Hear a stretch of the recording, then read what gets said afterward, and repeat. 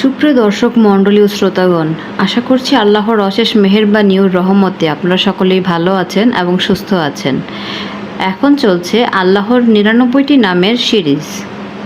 আল্লাহর ৯৯টি নামের অর্থ, আমল ও ফজিলত সম্বন্ধে ডিটেলসে আলোচনা করতে যাচ্ছি।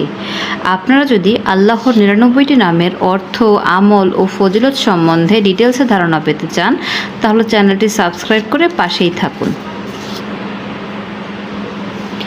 হাদিসের বর্ণনায় জানা যায়, আল্লাহর নামটি ছাড়া আরও ৯৯টি নাম আছে। হজরত আবু হুরায়রা রাদিয়াল্লাহু তাআলা হতে বর্ণিত, হজরত মুহাম্মদ সাল্লাল্লাহু আলাইহি ওয়াসাল্লাম বলেছেন, নিঃসন্দেহে আল্লাহ পাকের ৯৯টি নাম আছে। যে ব্যক্তি এই নামসমূহ মুখস্থ করবে এবং জিকির করবে, সে অবশ্যই বেহেশতে প্রবেশ করবে। সুবহানাল্লাহ। চলুন আমরা আল্লাহর ৯৯টি নামের অর্থ, আমল ও ফজিলত সম্বন্ধে জানি। এই আল্লাহর ৯৯টি নামগুলো মুখস্থ করি এবং জিকির করি। আল্লাহর ৯৯টি নামের মধ্যে ইয়া মুসিউ নামটি অত্যন্ত সিফাতি একটি নাম।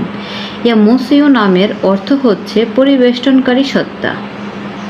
চলুন ইয়া মুসিউ নামের আমলগুলো সম্বন্ধে জেনে নেওয়া যাক। এই ইসিমটি অধিক পরিমাণে পাঠ করলে গুনাহের কাজ থেকে রক্ষা পাওয়া যায়। সুবহানাল্লাহ। আমরা যারা গুনাহের কাজ থেকে বিরত থাকতে চাই কিন্তু নফসের কারণে পারি না, নফসের ছলনার কারণে পারি না, তারা ইয়া মুসিউ নামটি বেশি বেশি পরিমাণে পাঠ করতে পারি। এতে করে আমাদের নফস আমাদেরকে ধোঁকা দিতে পারবে না, আমরা বিভিন্ন ধরনের গুনাহের কাজ থেকে রক্ষা পেতে পারি। সুবহানাল্লাহ। যদি কোনো ব্যক্তি এমন থাকে যে তার মেধাশক্তি কমে গেছে, অথবা কোনো পিতামাতা যদি তার সন্তানের মেধাশক্তি নিয়ে চিন্তিত থাকেন, তাহলে আপনারা রৌপ্যের পাতে এই ইসিমের নকশাটি লিখে সঙ্গে ধারণ করলে মেধা তীক্ষ্ণ হবে।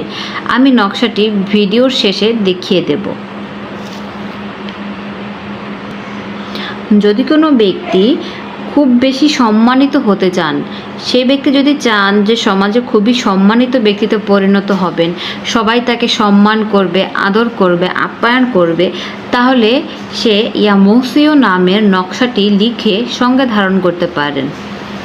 আপনারা ইয়া মুসিউ নামের নকশাটি যে কোনো জাফরান কালি দ্বারা লিখে সঙ্গে ধারণ করতে পারেন, তাহলে খুব ভালো ফলাফল পেতে পারবেন।